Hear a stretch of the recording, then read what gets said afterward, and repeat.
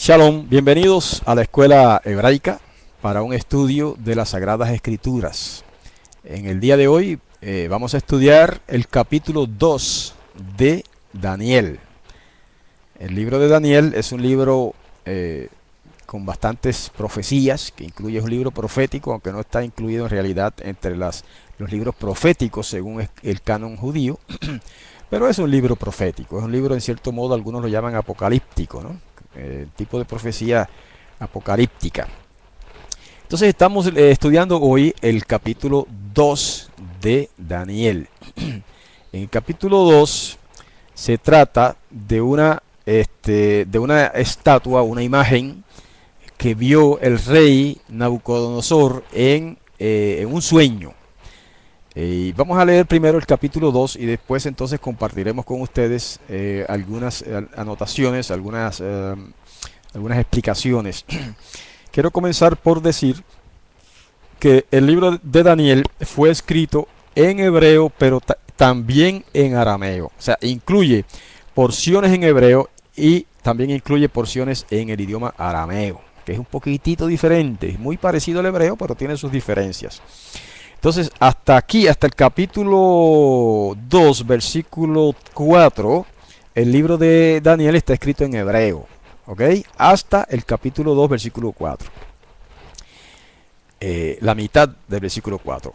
Desde la mitad del versículo 4, donde dice, oh rey, que vivas para siempre, desde ahí, desde esa mitad del capítulo, versículo 4 de Daniel 2, está escrito todo en arameo. O sea, me refiero a todo el capítulo 2.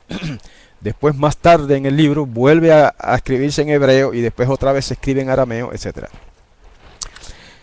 Así que vamos a leer primero el capítulo rapidito y después lo analizamos. Dice así, leyendo de la versión israelita nazarena, que dice: en el segundo año del reinado de Nebuchadnezzar, que es Nabucodonosor, este tuvo un sueño y su espíritu se perturbó y se le olvidó el sueño. El rey mandó llamar a los sabios, a los encantadores, a los hechiceros y a los casditas, o sea, a los caldeos, para que le declararan sus sueños. Vinieron y se presentaron delante del rey, y el rey les dijo: he tenido un sueño, mi espíritu se ha turbado por entender el sueño. Entonces los casditas le dijeron al rey en arameo, ahora lo que va es en arameo: oh rey, que vivas para siempre, di el sueño a tus siervos y te declararemos la interpretación. El rey respondió y les dijo a los casditas: de mi parte el asunto está decidido. Si ustedes no me dan a conocer el sueño y su interpretación, serán descuartizados y sus casas serán convertidas en ruinas. Pero si me declaran el sueño y su interpretación, recibirán de mí regalos, favores y grandes honores. Así que declárenme el sueño y su interpretación. Entonces, para abreviar, resumimos los siguientes versículos.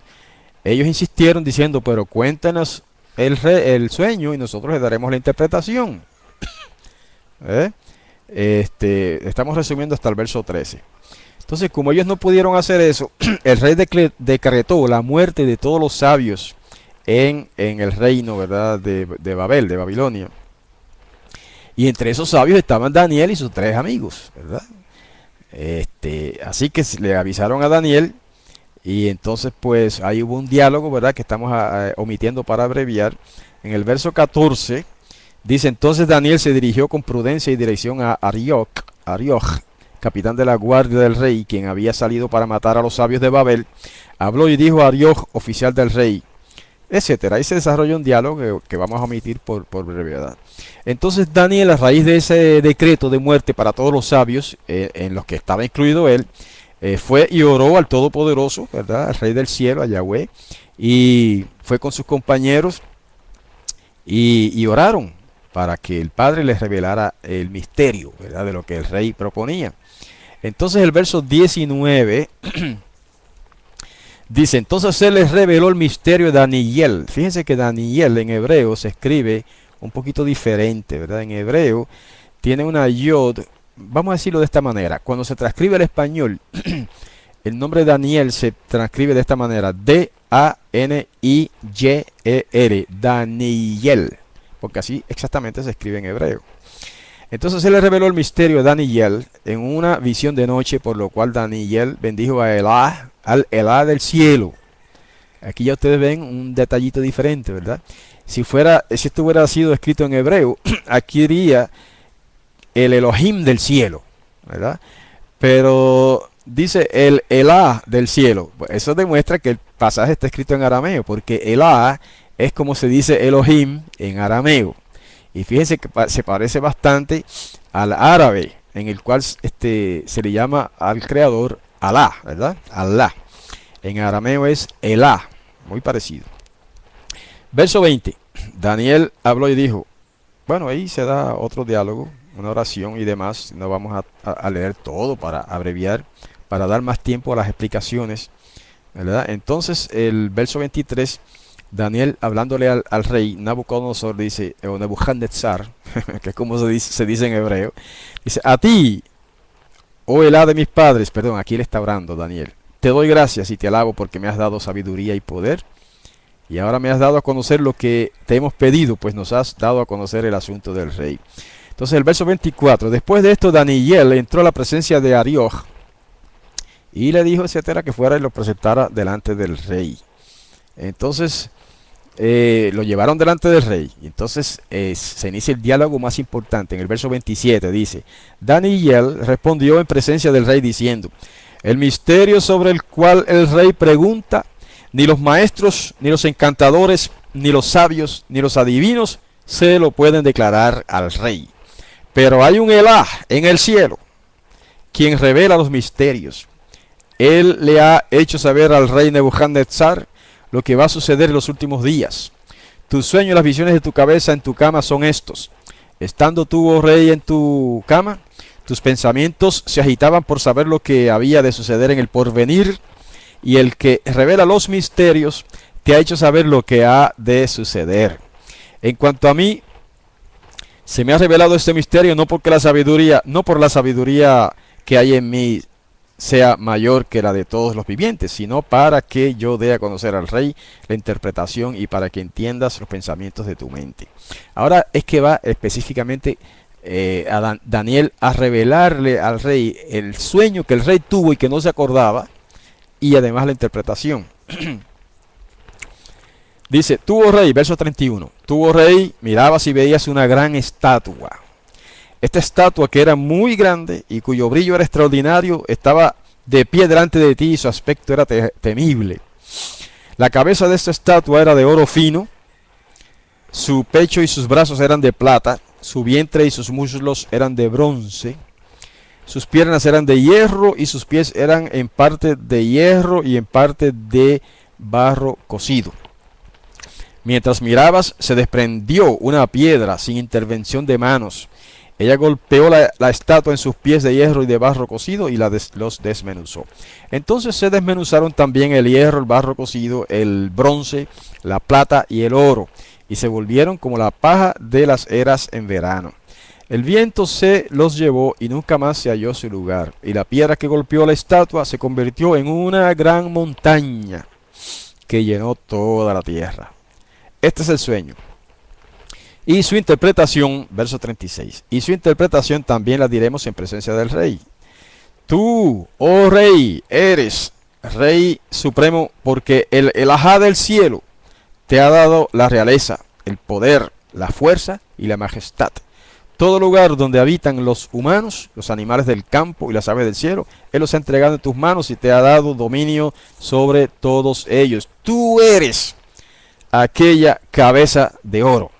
Después de ti se levantará otro reino inferior al tuyo y otro tercer reino de bronce, el cual dominará en toda la tierra. El cuarto reino será fuerte como el hierro, y como el hierro todo lo desmenuza y pulveriza, y como el hierro despedaza, así desmenuzará y despedazará a todos estos. Lo que viste de los pies y de los dedos, que en parte eran de barro cocido de alfarero y en parte de hierro, significa que ese reino estará dividido, pero en él habrá algo de la firmeza del hierro, tal como viste que el hierro estaba mezclado con el barro cocido. Y por ser los dedos de los pies en parte de hierro y en parte de barro cocido, así el reino será fuerte, será en parte fuerte y en parte frágil. En cuanto a lo que viste, que el hierro estaba mezclado con el barro cocido, se mezclarán por medio de alianzas humanas, pero no se pegarán el uno con el otro. Así como el hierro no se mezcla con el barro, y ahí va el punto final. Y en los días de estos reyes, el Elá del cielo, o sea, el poderoso del cielo, levantará un reino que jamás será destruido ni será dejado a otro pueblo. Este desmenuzará y acabará con todos estos reinos, pero él permanecerá para siempre. De la manera que viste que de la montaña se desprendió una piedra sin intervención de manos, la cual desmenuzó el hierro, el bronce, el barro cocido, la plata y el oro, el gran Elah ha hecho saber al rey lo que va a suceder en el porvenir. El sueño es verdadero y su interpretación es fiel. Entonces, de ahí en adelante describe que el rey se puso sobre su rostro, rindió homenaje a Daniel, él le mandó que le dieran ofrendas incluso. Y dijo el rey, ciertamente su Elahá es el Elá Elahim. Eso significa el poderoso de poderosos. Y el Mare Malhim, eso significa soberano de reyes. Él revela los misterios, pues tú pudiste revelar este misterio. Ok, fíjense que ahí nuevamente hay una frase aramea, ¿no?, que da fe indubitable de que este escrito fue plasmado en el idioma arameo y no en hebreo. Me refiero al escrito del capítulo 2. El Ajá es el Elá Elahim. En hebreo eso se diría el Elohim, pero en arameo se dice Elá Elahim, terminando en N. Y significa el poderoso de poderosos, ¿verdad? Es un superlativo también. Se puede traducir el poderosísimo. Y luego dice que es el Mare Malhim, el que es el soberano de reyes, ¿verdad? Que en hebreo se diría Adon Adonim, y significa lo mismo. Ok, ese es el capítulo 2 de Daniel. Ahora vamos a hacer algunos comentarios que, como les ofrecí, tengo aquí unas notas que, como mi memoria no es muy buena, pues tengo que poner casi todo en notas por escrito. Además tenemos el libro de el doctor Grau, José Grau, que vamos también a mencionar algunas de sus explicaciones. Pero vamos a comenzar diciendo que en Daniel, el capítulo 2, vemos que Yahweh es el soberano también sobre las naciones gentiles. Por eso es que se le presenta la visión o el sueño al rey Nebuchadnezzar o Nabucodonosor con esa imagen o esa estatua, ¿verdad?, compuesta de distintos metales. Fíjense que este mismo, vamos a decirlo, esta misma profecía, por decirlo de alguna manera, se le presenta después a Daniel, pero con unos símbolos muy diferentes, ¿verdad? Con los símbolos de 4 animales. Se lo vamos a considerar en un capítulo posterior de Daniel. Y significa lo mismo, pero con mucho más detalles. El estudio de hoy va a ser más sencillo, porque es más sencillo en su presentación en la Biblia. Pero en el próximo estudio, donde vamos a tocar sobre las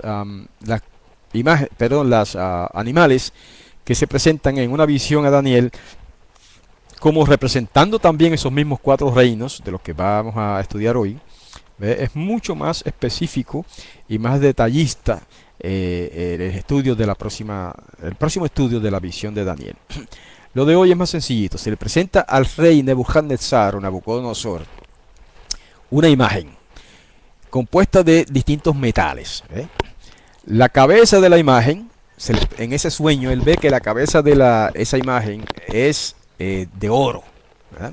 Entonces que el pecho de la imagen y los brazos, que generalmente los que dibujan esta imagen la dibujan así con los brazos cruzados, no necesariamente la vio así, pero es probable. El pecho y los brazos son de bronce, ¿verdad? Es interesante que el mismo revelador, el ángel que le reveló esto a Daniel, le menciona los detalles, los metales, ¿ok?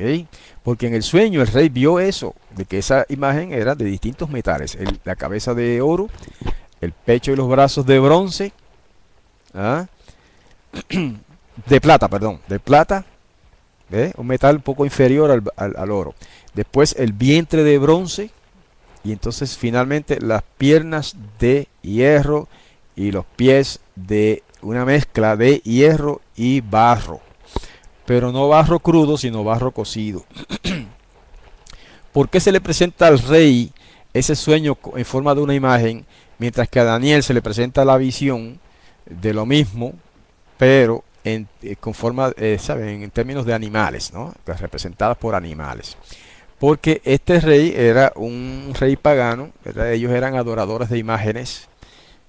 Y entonces se le presenta probablemente este sueño en forma de una imagen que representa a los 4 imperios mundiales, porque esa imagen va a ser después destruida.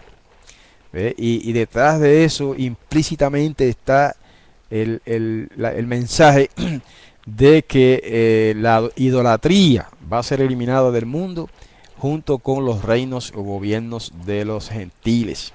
¿Ve? Pero también nos enseña esto, que no solamente el Todopoderoso no es solamente un poderoso del pueblo de Israel, sino que también lo es de las naciones. No es el poderoso que adora a las naciones, ok, pero es el Todopoderoso que domina sobre las naciones.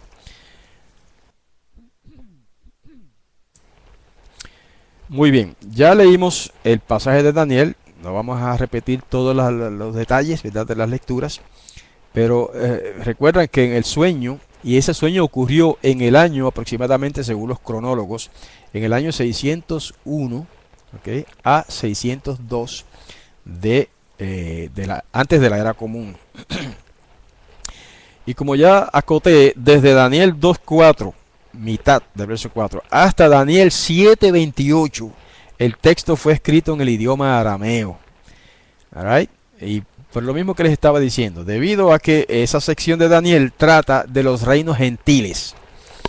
Además de que es probable que ese escrito, el original, vamos a decir, el escrito, el relato de la visión, del sueño más bien, original, estuvo escrito en arameo. Entonces cuando Daniel va a escribir su libro, pues pasa ese escrito tal como estaba originalmente, ¿verdad?, en arameo. El arameo, ustedes saben, o deberían saber, que es era el idioma en aquel tiempo de la diplomacia gentil, ¿verdad? Es como, por ejemplo, el idioma inglés hoy día. El idioma inglés es el idioma de la diplomacia entre las naciones. Prácticamente en todas las naciones, de una manera o de otra, se habla inglés. Quizá poco o mucho, pero se habla inglés. Cuando se va a tratar cosas internacionales, asuntos internacionales, el inglés es, en cierto modo, entre comillas, el idioma universal, ¿verdad? No es porque todo el mundo lo hable, pero porque se utiliza en tratados, digamos, en relaciones internacionales, ¿okay? Y asimismo era el arameo en aquel tiempo. Por eso el arameo tuvo tanta influencia sobre el idioma hebreo de la Biblia, ¿okay? Por eso es que hay algunos libros de las escrituras de la Biblia escritos en arameo. No quizá libros completos, pero partes de libros, ¿no? Y uno de esos es aquí en Daniel. Hay otro fragmento en Ezequiel escrito en arameo y así. Ok, esto es como si Yahweh quisiera demostrar, ¿verdad?, que Israel no es la única nación incluida en su plan, ¿verdad?, en su plan de salvación y en su plan para las naciones, sino que también las naciones gentiles y las naciones paganas en general deben entender que Yahweh, el poderoso de Israel, el que le reveló a Daniel el sueño de Nebuchadnezzar, es el soberano de todas las naciones.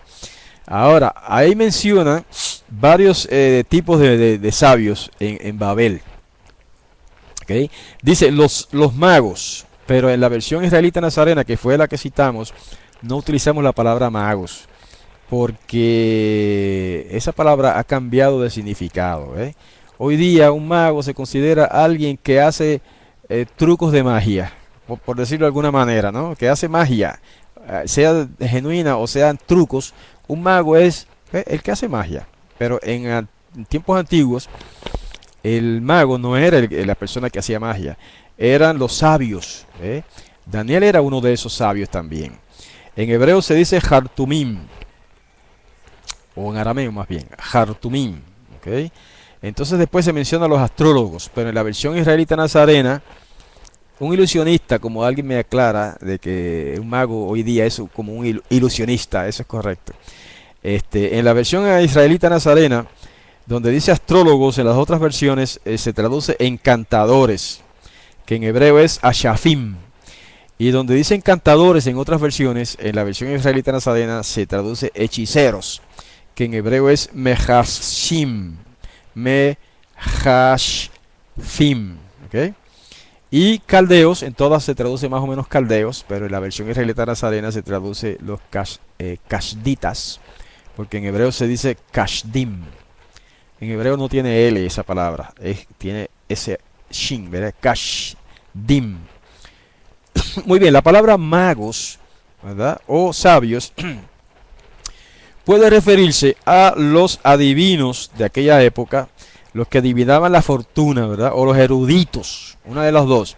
Esa palabra se aplicaba a los adivinos y también a los eruditos, ¿eh? En ese sentido, Daniel, por ejemplo, era uno de estos magos, pero no en el sentido de ser un adivino, sino en el sentido de que era un erudito, ¿ok?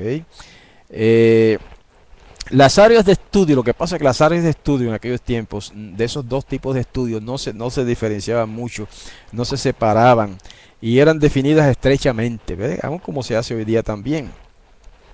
La palabra astrólogos y encantadores se refiere a un medium, una persona que hechiza, y a una persona involucrada en espiritismo.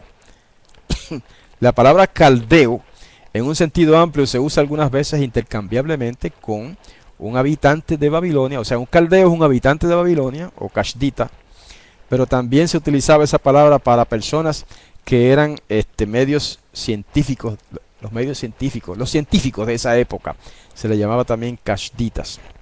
Estas personas hacían los cuadros de los sueños, por eso es que Nabucodonosor convoca a toda esta gente.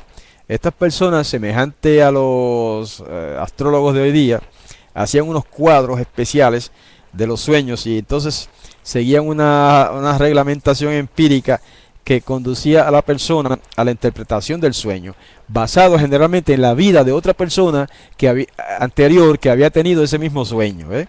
Entonces, ellos tienen una tabla de sueños y de acuerdo si el sueño de usted se parecía al sueño que tuvo otra persona en el pasado y a aquella persona le sucedió tal y tal cosa, pues entonces probablemente a usted le va a suceder tal y tal cosa, ¿eh? Ese era el sistema que utilizaba más o menos en aquellos tiempos. Ahora, todas esas prácticas están prohibidas en la Torá. Por lo tanto, Daniel no utilizó esas prácticas, ¿eh? Daniel simplemente fue y oró al Rey del Cielo y le pidió la interpretación. Entonces, de Daniel 2:14 al 30, es donde se describe que Daniel recibe la sabiduría de Elahá, ¿verdad? Elahá es el título arameo equivalente al hebreo Elohim. Right? Y lo que nos indica, como ya dije, que este escrito está en arameo. ¿Por qué los caldeos no podían interpretar el sueño del rey? Sencillo. Porque los caldeos no tenían ninguna sabiduría divina, ¿verdad? Los cuadros de esos que le mencioné, de los caldeos, trataban solamente con sueños de personas anteriores, ¿verdad? Y trataban de adivinar. Algunos intérpretes dicen que en realidad Nebuchadnezzar o Nabucodonosor no se olvidó del sueño en realidad, sino que quiso probar a sus sabios y les dijo que se le había olvidado el sueño, ¿ve? Y quería que ellos le dijeran cuál fue el sueño y también la interpretación. Pero claro, esta es una hipótesis, ¿verdad? Esta es una interpretación porque la Biblia dice que él se le olvidó el sueño. Y es probable que sea cierto que sí que se le olvidó el sueño. Ahora, Daniel puso su vida en riesgo, ¿verdad? Porque Daniel le ofrece al rey revelarle el sueño, ¿eh? Y no se lo reveló enseguida, sino que pidió un tiempo y fue y oró con sus amigos, ¿verdad? Otros judíos también. Daniel tuvo la confianza de que Yahweh le habría de mostrar dos cosas. Primero, qué fue lo que soñó el rey, y luego también qué significa eso, ¿eh? Entonces, así que Daniel dio ahí un paso de fe, un paso de fe y confió en el Todopoderoso, aunque en eso estaba arriesgando su vida, porque si Daniel decía algo que no era correcto, el rey Nabucodonosor lo iba a mandar a matar. Así que por eso se pusieron en oración. Eso es un principio de supervivencia, hermanos. Cuando hay algo crucial, cuando hay una decisión crucial o un problema bien grave, entonces hay que acudir en oración al Rey del Cielo, al Todopoderoso. ¿Okay? Vamos a ver. Ahí menciona los postreros días en el verso 28, ¿verdad? ¿Okay? Ahora, ¿qué significa los postreros días? Ahí hay varias interpretaciones. Algunas personas interpretan que los postreros días se refiere al tiempo del fin, a lo que todavía está en el futuro para nosotros hoy día.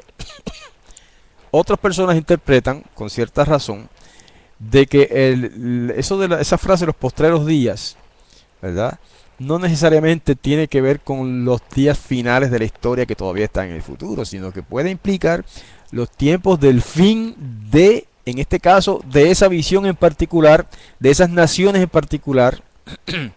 ¿Ok? Y en ese sentido se entiende que el fin comenzó en el tiempo de Yahshua el Mesías, cuando aparece el Mesías por primera vez. Pero vamos, me estoy adelantando un poco en eso.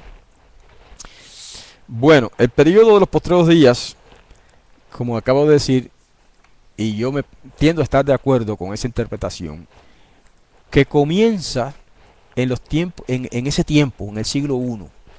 ¿Por qué decimos eso? Si usted busca Hebreos capítulo 1, ¿verdad?, y algunos otros pasajes nos dan a entender eso. Porque Pablo dice en Hebreos 1, ¿verdad? Dice, ¿se acuerdan? En los tiempos antiguos, dice allí, el Todopoderoso le habló a nuestros padres a través de los profetas. Pero en estos postreros días, dice Pablo, nos ha hablado por medio de su Hijo. Estoy un poco parafraseando el versículo, no lo estoy leyendo. Pero sí, ahí menciona los postreros días. Y hay otro pasaje que se utiliza esa frase también en el Nuevo Testamento. Y sin embargo se refiere al siglo I, al tiempo aquel donde estaba viviendo Pablo y Pedro y todos los apóstoles. Y entonces sí tiene sentido pensar que esta frase, los postreros días, se aplica a ese periodo desde el siglo I hasta el fin de los tiempos, sea cuando sea. Ya han pasado más de 2000 años, ¿verdad?, de eso. Pero para Yahweh el tiempo no existe. Para Yahweh un día, 1000 años son como un día. Así que no hay que tener mucha prisa, ¿verdad? Algún día se va a cumplir todo esto, pero bueno, vamos a ir por partes. También quería mencionar que la frase de los últimos días o los postreros días o frases semejantes en 2 Timoteo 3:1 se menciona, en 1 de Pedro 1:20, ¿verdad? Y se relaciona con la asamblea de Yahweh, conocida como la Iglesia de Dios, ¿verdad?, en otras traducciones de la Biblia. En la traducción versión israelita nazarena se traduce asamblea de Yahweh. También se puede traducir congregación de Yahweh. Esa frase se utiliza con relación a Israel en Jeremías 30, 4 al 10 y en Isaías 2, 2 al 4. ¿Okay? Y se utiliza para referirse al gobernante de las naciones en Daniel 2, 10, que es lo que leímos. Este es el significado que Daniel tiene en su mente probablemente en el capítulo 2, ¿verdad? El fin de los tiempos para Daniel, muy probablemente en este caso, se refiere principalmente al fin del reino de Nabucodonosor y probablemente también al fin de cada uno de esos reinos, al fin de la supremacía de esos reinos. Porque es interesante esa interpretación, porque eso nos muestra que el Mesías tenía que venir antes de que terminara la supremacía del cuarto de esos reinos. Interesante, eso es bien importante, hermanos. Es más, yo me atrevo a decir más, si el Mesías no vino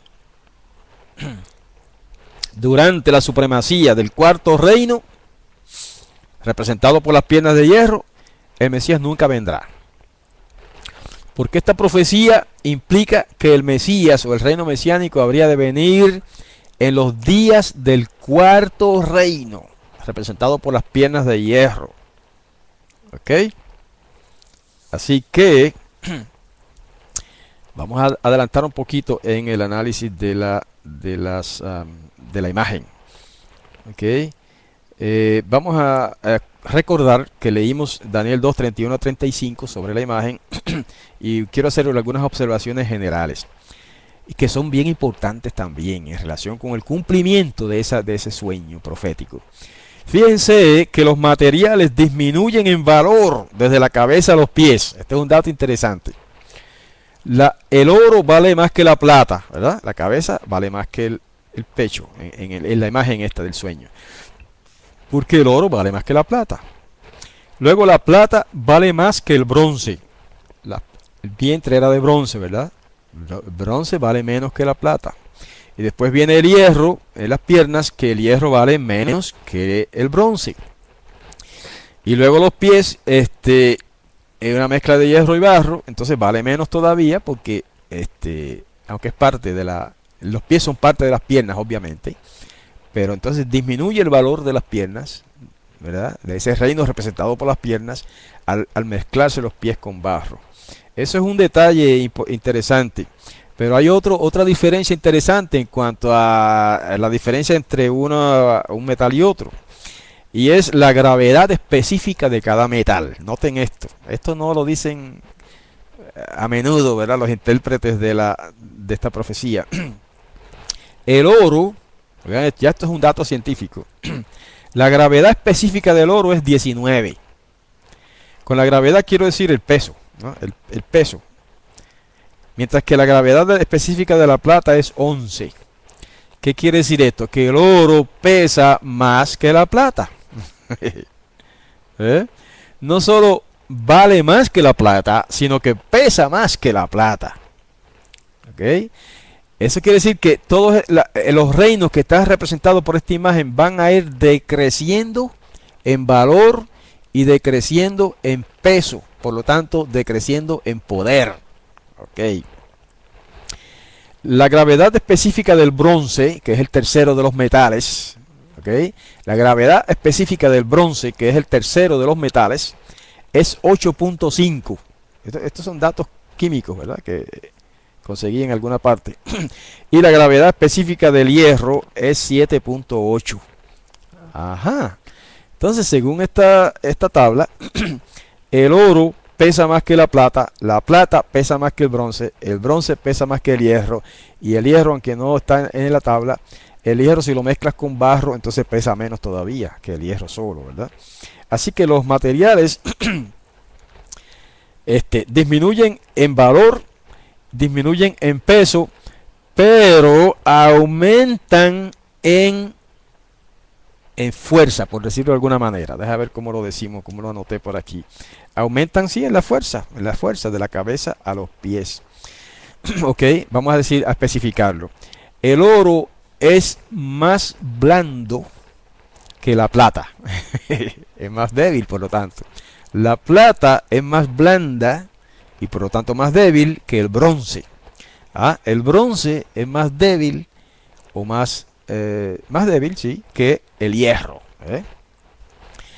A excepción de los pies, que eso queda fuera de esta tabla. Pero eso es lo que implica entonces, es que esos cuatro reinos que están representados por esos cuatro metales van a ir aumentando en poder, en fuerza, ¿verdad? Aunque disminuyen en otros conceptos. Muy bien, vamos ahora a ver otros detalles sobre esto en cuanto a las fechas. El oro que Daniel interpretó clara y directamente, dijo: la cabeza de oro eres tú, señalando al rey, ¿verdad? Eso quiere decir que representa el reino de Babilonia, porque al decir tú, ¿verdad? Daniel no está necesariamente diciendo, o sea, refiriéndose al rey solamente, sino al rey y su reino. Ese reino, el reino de Nabucodonosor, como se dice en hebreo, o Nabucodonosor, como dice en griego, Duró desde el año 606 hasta el año 538 antes del Mesías, o sea, antes de la era común, que es como se dice generalmente.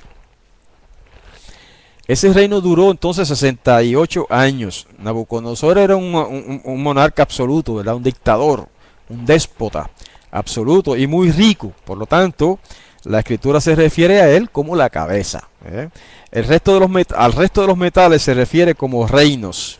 Sin embargo, a la cabeza se refiere como él, como Nabucodonosor, el rey. Y no es casualidad, ¿verdad? Ese sueño está estructurado de una manera, por decirlo de alguna manera, científica, lógica, porque todo concuerda, ¿verdad? Con la realidad. El reino más rico de todos esos que mencionamos fue Babilonia. Ustedes saben cómo el esplendor de aquel gran imperio babilónico que dominaba casi toda la tierra. Y ese reino con sus jardines colgantes y los sigurat y todas esas riquezas increíbles fue el reino más rico, ¿verdad? De todos estos. El oro representa entonces al rey, pero también al reino. Babilonia era una cultura comercial. ¿Okay? Los conceptos importantes de la banca, oigan bien esto ahora, estos datos los conseguí también en internet, no los había escuchado antes. Los conceptos importantes de la banca usados hoy en día se originan en el reino de Babilonia y se basan en el número 60.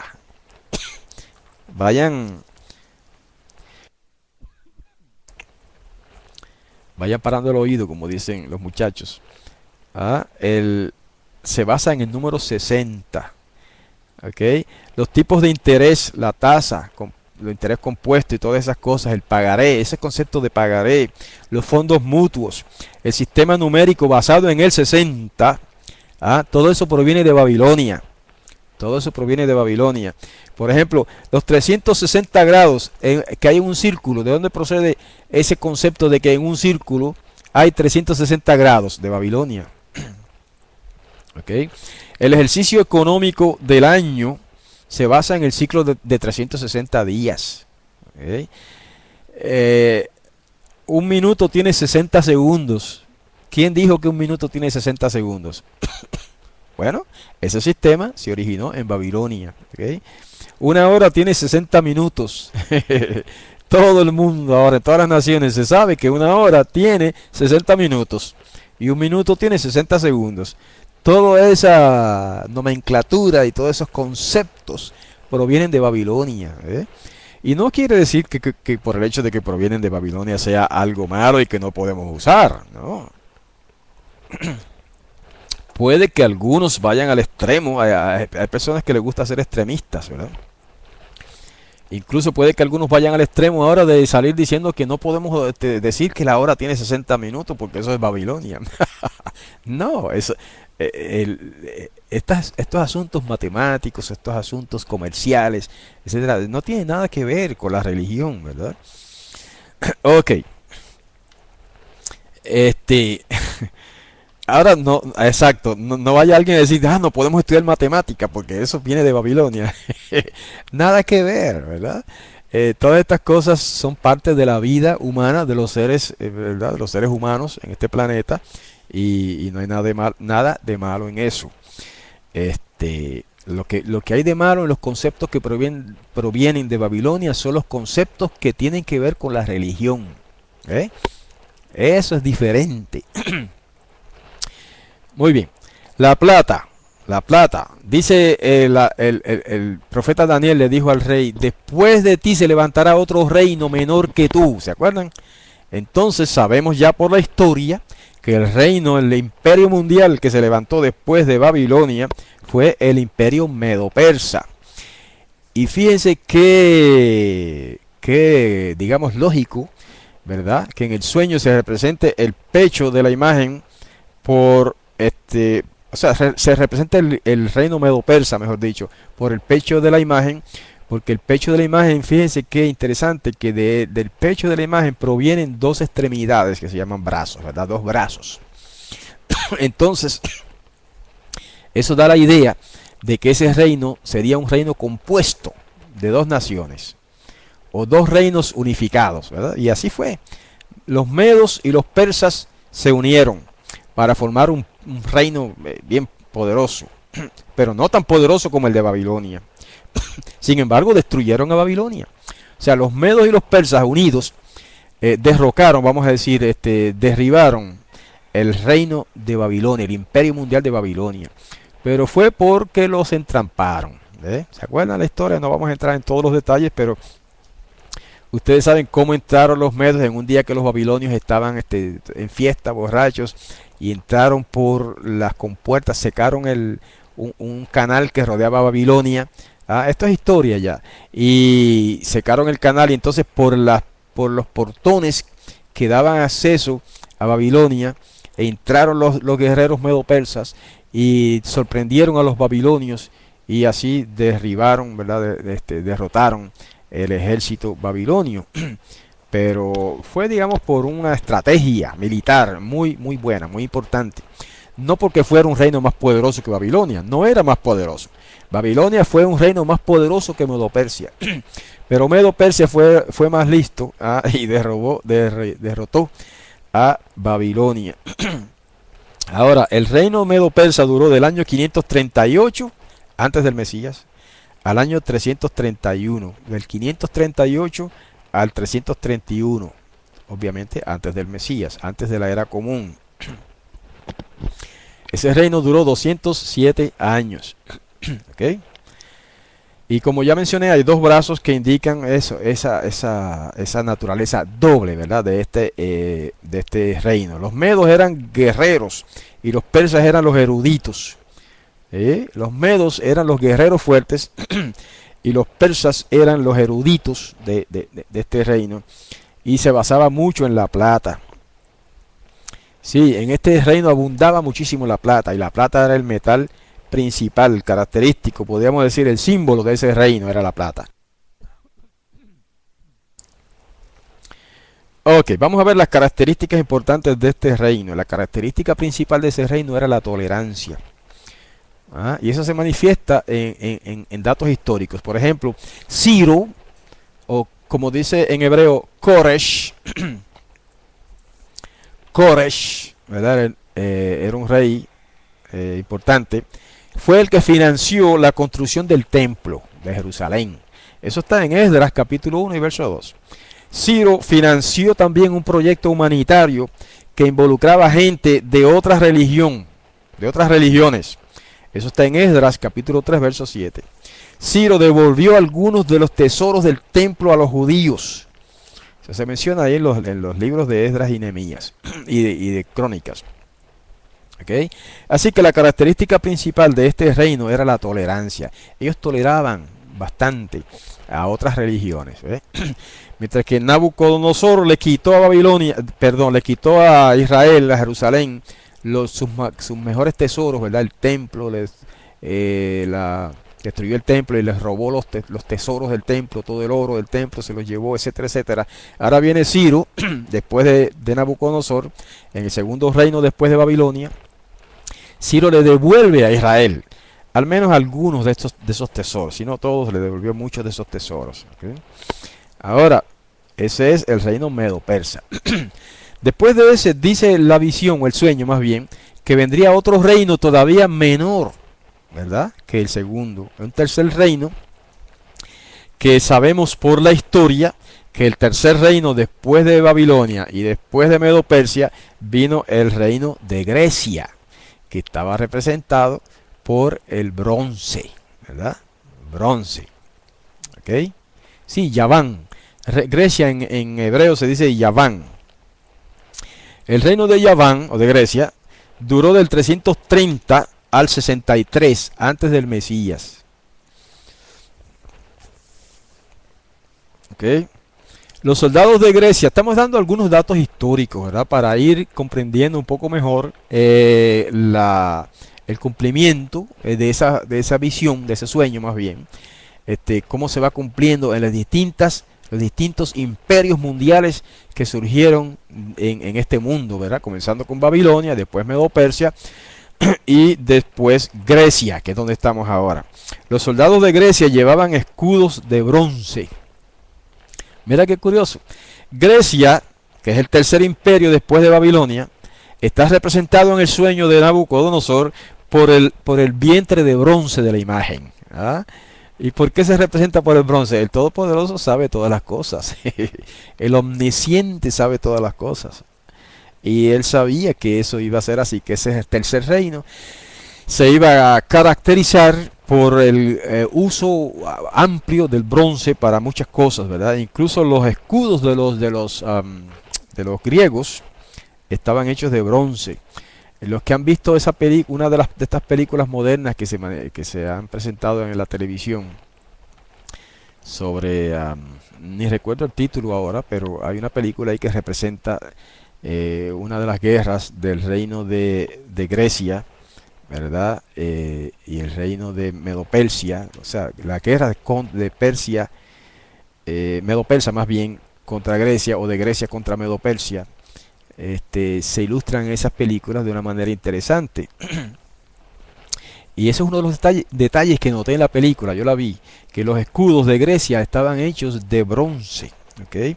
Y tenían armas de bronce, las espadas, las puntas de lanza, las puntas de flecha, ¿ah? Todo eso estaba hecho de bronce, no eran ni de hierro, ni de cobre, ni de, ¿cómo se llama? Ni de plata, pero eran hechas de bronce, porque eran muy fuertes y a la vez brillantes, ¿ok? Alejandro Magno llegó a ser el gran líder de este movimiento y de este imperio mundial. Pero este personaje, Alejandro Magno, va a relucir más en el próximo estudio, cuando estudiemos lo de las 4 bestias que representan Daniel 7 y 8, que representan estos mismos imperios. Vamos a notar otros datos más interesantes incluso que estos. Pero aquí vamos a notar lo siguiente: la característica más importante de este reino de Grecia era el humanismo. ¿Ah? Estas personas asignaban un alto valor al razonamiento humano en la ciencia y la filosofía. Y eso, hermanos, ha permeado la filosofía del mundo entero. El gobierno humano por la democracia, ¿ah? Los Juegos Olímpicos, todo eso lo heredamos de los griegos. ¿Ah? Los Juegos Olímpicos que celebran el logro máximo del cuerpo humano, la belleza del cuerpo humano, eso era, casi se adoraba en Grecia. ¿Okay? Y los griegos tenían un sistema de batalla increíble. Oigan bien esto que vamos a decir ahora. Los griegos se caracterizaban en la batalla por una estrategia de batalla que se llama la falange griega. Aquellos ejércitos griegos eran temidos por todas las naciones, porque donde entraba un ejército de esos de Grecia, eso era para destruir y acabar con todos los soldados del ejército opuesto, ¿verdad? La falange griega, ¿en qué consistía? Bueno, la falange griega consistía en lo siguiente: había una fila de soldados al frente, cada cual con una lanza normal, ¿verdad? Una lanza así que apuntaba hacia el frente. Entonces, detrás de esa fila de soldados venía otra fila de soldados proyectando sus lanzas hacia el frente, por encima de los soldados que estaban al frente, unas lanzas más largas, ¿okay? Por encima de esa segunda fila había otra fila de soldados con lanzas más largas todavía, de modo que cuando ese ejército se ponía en fila, en atención, lo que usted veía ahí era prácticamente una pared, una muralla de lanzas, de puntas de lanza. ¿Ah? Increíble, eso se llama la falange griega. Y cuando ese ejército, con esa muralla inmensa de miles y miles y miles de soldados, con sus lanzas apuntando hacia el frente, formando casi prácticamente una muralla de puntas de lanza, cuando ese ejército arremetía contra el ejército enemigo, eso era una carnicería brutal. Eso era para destruir y asesinar a todos los soldados del ejército opuesto, ¿verdad? Ahora, ¿cómo fue que ese ejército tan poderoso fue destruido, derrotado por el ejército de Roma más tarde? Bueno, eso viene más tarde. Pero el ejército de Grecia fue un ejército inmensamente poderoso. ¿Okay? el ejército de Grecia no solamente tenía fama mundial, sino que eh, llegó a dominar una porción quizás más grande todavía que del mundo de lo que dominaba el imperio babilonio, ¿verdad? Fue un imperio poderosísimo. Alejandro Magno es el personaje principal en la historia de ese reino y lo vamos a considerar en los próximos estudios. Ahora, ese ejército casi indestructible, casi inderrotable, por decirlo de alguna manera, fue derrotado por el ejército de Roma. Entonces, decía la profecía, según la visión o el sueño del rey, que después de ese tercer reino se levantaría un cuarto reino duro como el hierro, ¿verdad? Porque estaba representado por las piernas de hierro de la imagen que soñó el rey Nabucodonosor. Entonces viene Roma, después de que Grecia estuvo dominando el mundo entero por ese número de años. Ahora viene Roma y derrota al imperio griego, ¿verdad? Y empieza el reinado de Roma desde el año 63 antes del Mesías hasta el año 476 después del Mesías, ¿ve? Y esas fechas son bien importantes, hermanos, porque dice la profecía de Daniel en interpretación del sueño del rey Nabucodonosor, que en los días de estos reyes el Todopoderoso levantaría un reino, ¿verdad? Que no sería dejado a otro reino, etcétera. Por lo tanto, el Mesías tenía que venir a establecer su reino ahí, durante el apogeo del imperio romano, que es el cuarto de los imperios. Y el imperio romano se inició en el año 63, antes del Mesías. Y el imperio romano no fue destruido por otro reino, no fue derrotado por otro reino, no fue sustituido por otro reino, pero el imperio romano fue disipado, casi desapareció, se disipó, perdió su poder en el año 476. Por lo tanto, el Mesías, si habría de venir, tenía que venir en esa fecha. No quiero decir en esa fecha. Quiero decir que el Mesías tenía que venir durante el apogeo del Imperio Romano, que duró desde el 63 antes del Mesías hasta el 476. Y así fue. Yahshua, el Mesías, nació durante el apogeo del reino del Imperio Romano, en el año aproximadamente 4, algunos dicen 4, otros dicen 5, otros dicen 2, ¿verdad? Dependiendo de la cronología que se utilice.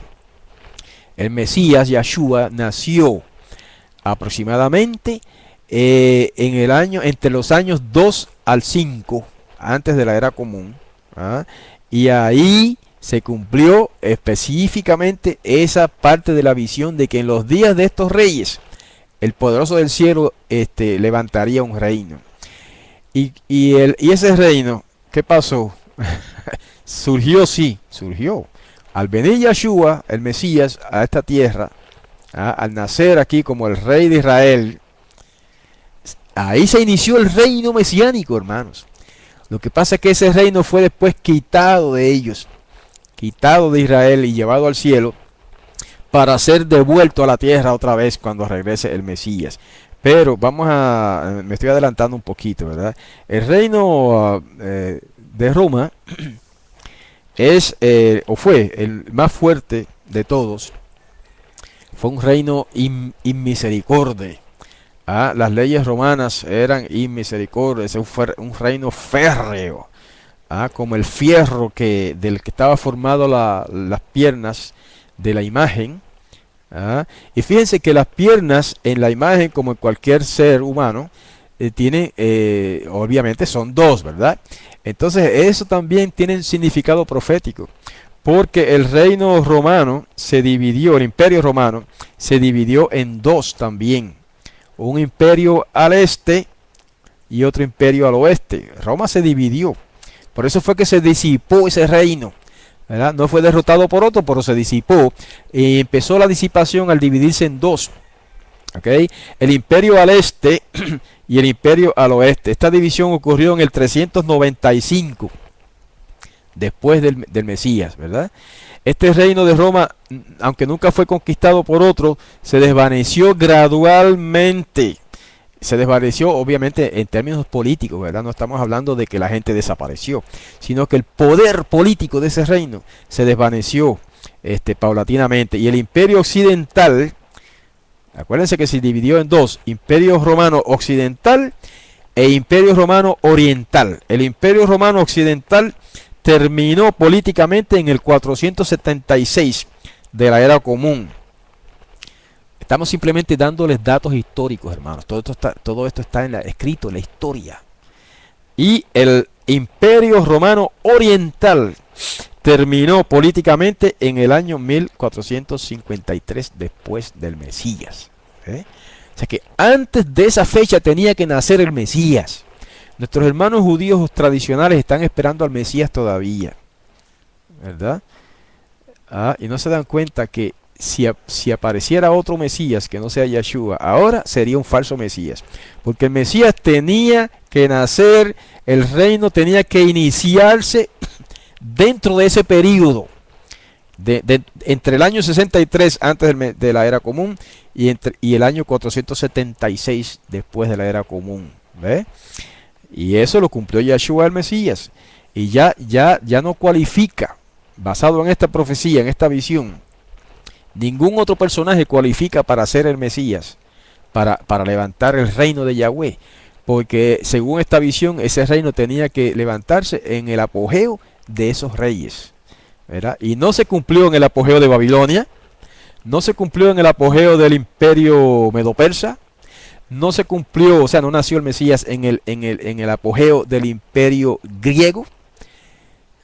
Entonces tenía que cumplirse, solamente quedaba el imperio romano. Después de los pies para abajo, de la imagen, de las piernas de la imagen para abajo, no hay nada más. Por lo tanto, el Mesías y el reino tenía que nacer durante el cuarto imperio mundial. Y el cuarto imperio mundial fue Roma. ¿Ve? Por eso es que en el Talmud hay una frase misteriosa que un rabino pregunta: ¿y dónde está el Mesías? Y otro rabino dice: el Mesías habita en las puertas de Roma. Qué interesante, hermanos. Los que estudian el Talmud así por pura tradición no se dan cuenta de muchas cosas. Los que estudian el Talmud buscando la verdad mesiánica, encuentran joyas interesantes. Y una de esas es esta. Uno de los rabinos antiguos dijo: el Mesías habita en las puertas de Roma. Otro dijo: el Mesías se llama Yanún. Y así etcétera. Cada cual de los rabinos que estaban allí presentes dio un nombre para el Mesías o dio una descripción. Y uno de ellos, no recuerdo ahora el nombre, dijo: el Mesías habita en las puertas de Roma. Y eso es bien interesante, hermanos. Ese hombre yo creo que estaba inspirado por el Todopoderoso, porque el Mesías tenía que nacer durante el apogeo del imperio de Roma. De otro modo, no hay Mesías. Pero nació, sucedió. El reino de Yahweh se inició en el siglo I, cuando estaba en su apogeo el imperio romano. Y ahí nace Yeshua y ahí nace el reino. Lo que pasa es que otro día vamos a explicar por qué decimos que nace el reino. Y porque usted dirá: pero ¿y dónde está el reino? Pero eso lo explicamos luego. Pero sí, el reino de Yahweh nació en el siglo I, hermanos, con la venida del Mesías. Bueno, bajando un poco más en la imagen del sueño de Nabucodonosor, notamos que el hierro y la arcilla, ¿verdad?, ya es otro aspecto del reino, del reino de Roma, del imperio romano. Eso quiere decir que el imperio romano se disiparía, pero quedarían residuos, ¿verdad? Una mezclita de barro con hierro, eso no es ningún imperio. Vamos a decirlo de otra manera. El imperio, tomando como base la figura de la imagen del sueño de Nabucodonosor, el imperio romano se disipó en los tobillos. Por decirlo de algún modo, ¿verdad? El imperio romano se disipó, casi desapareció. No desapareció totalmente, pero se disipó en los tobillos. Y ahí para abajo, lo que se encuentra en ese sueño simbólico es una mezcla de hierro y barro. Eso quiere decir que eso no es un imperio. Eso quiere decir que Roma permanece, Roma sigue viva, pero ya no como un imperio. ¿Ve? Ya no como un rey soberano sobre toda la tierra, sino como residuos del imperio romano.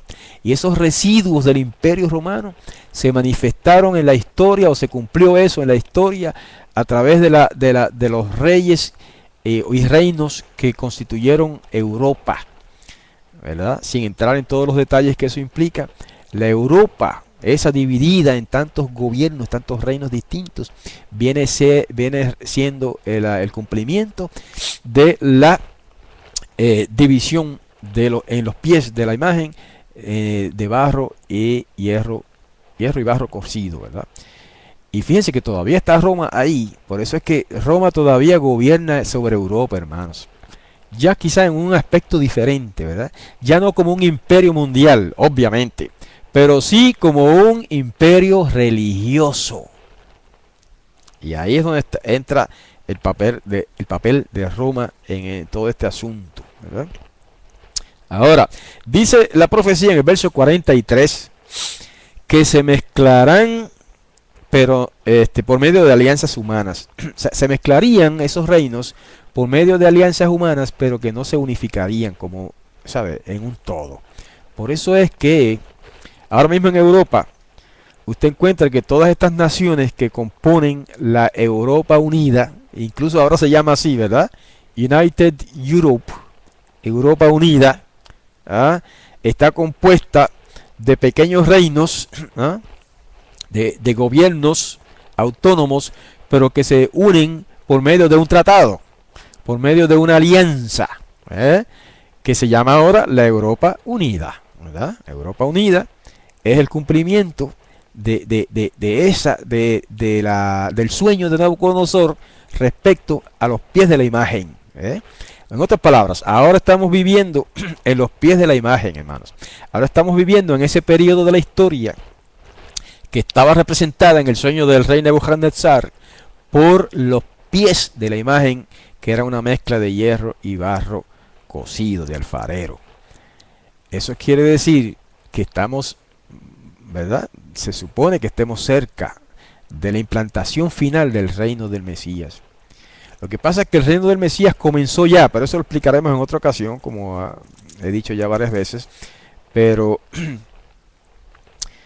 sí tenemos que asentar las bases en este estudio de hoy, en el sentido de que en los días de esos reyes, por lo tanto tiene que ser en los días de Roma, que surja el reino de Yahweh, o el reino del Mesías, para decirlo de una manera más sencilla.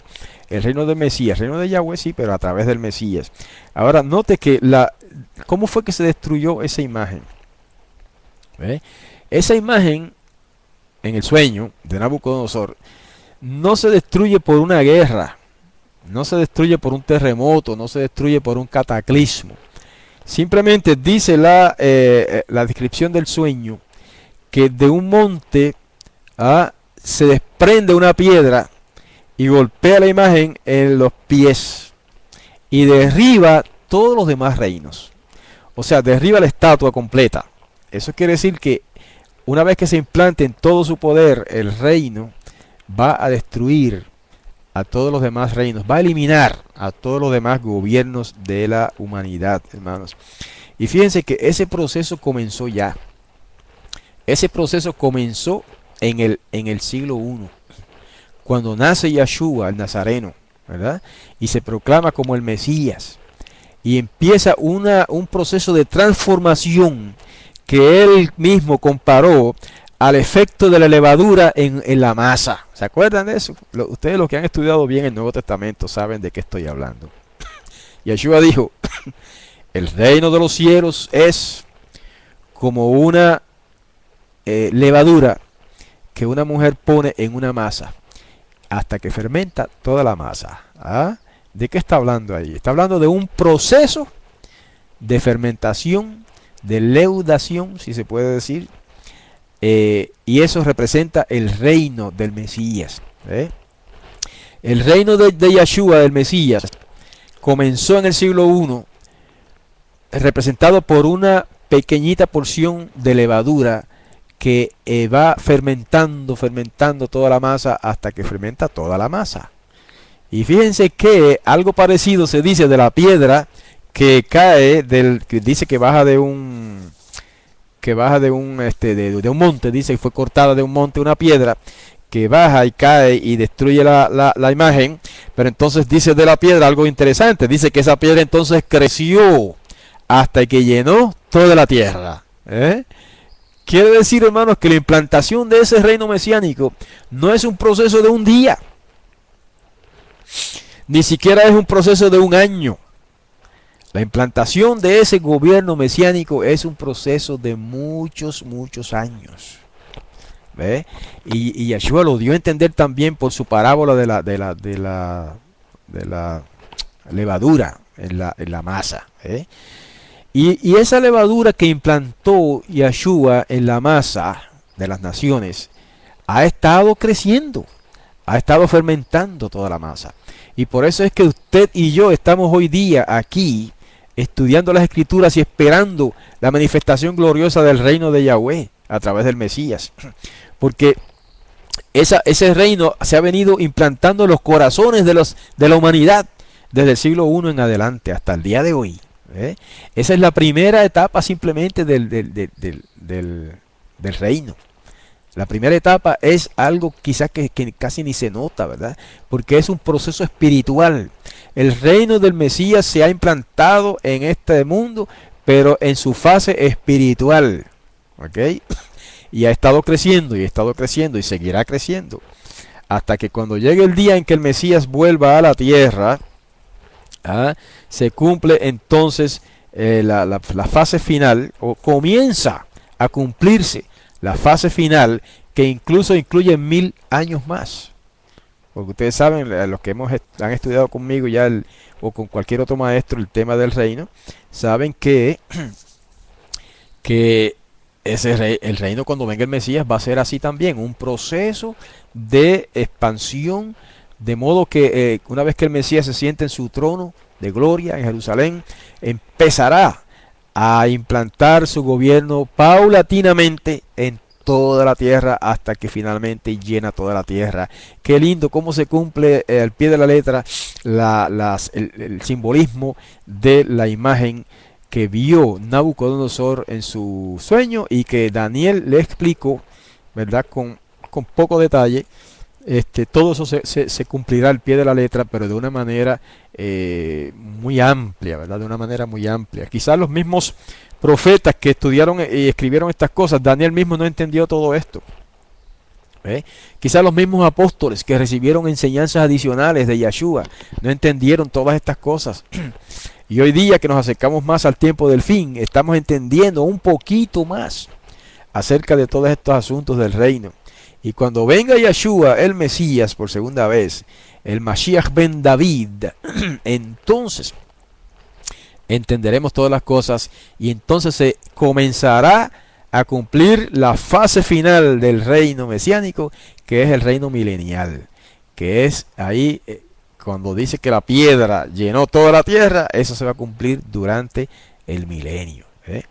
Hasta ahora lo que podemos hacer es escarbar la superficie de todas estas cosas, de estas profecías, ¿verdad? Algunos dicen, pero han pasado tantos años, ya van 2000 años de que nació Yeshua, un poquito más de 2000 años, y no ha venido el reino. ¿Qué pasa? Bueno, hermanos, no hay que desesperar, porque como decíamos al principio, para Yahweh, para el Todopoderoso, 1000 años son como un día. Así que han pasado 2000 años, pues para él han pasado 2 días. Incluso todavía eso es un lenguaje humano. Todavía decir que 1000 años para Yahweh es como un día.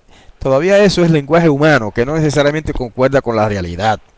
Porque la realidad es que para Yahweh el tiempo no existe. ¿Ok?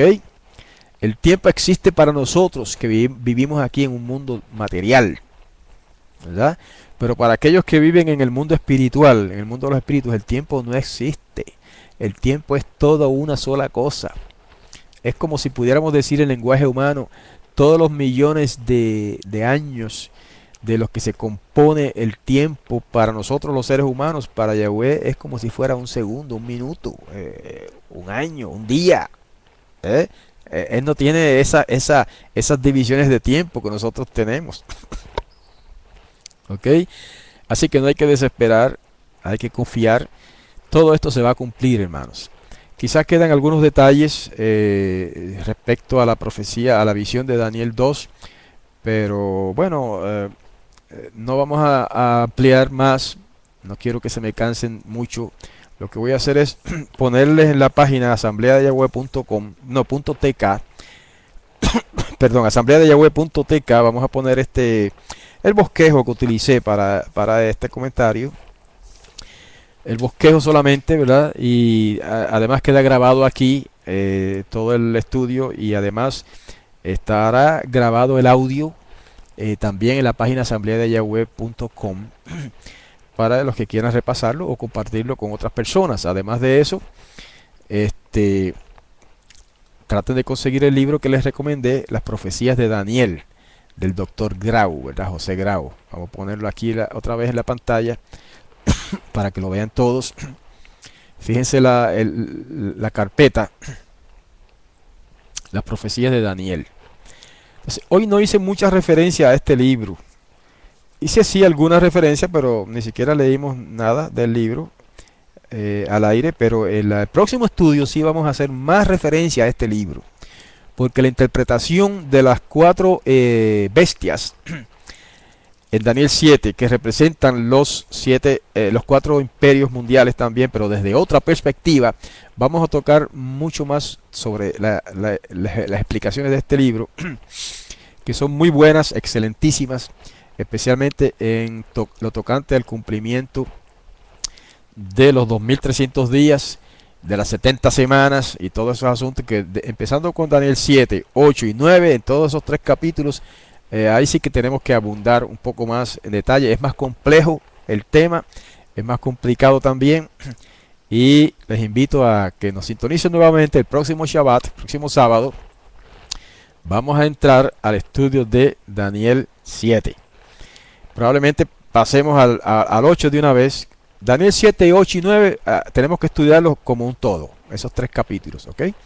Pero puede que nos coja más de una sesión, quizá una, dos o quizá tres sesiones en analizar esos tres capítulos, porque son sumamente importantes y hay mucho detalle y bastante complejos, por cierto.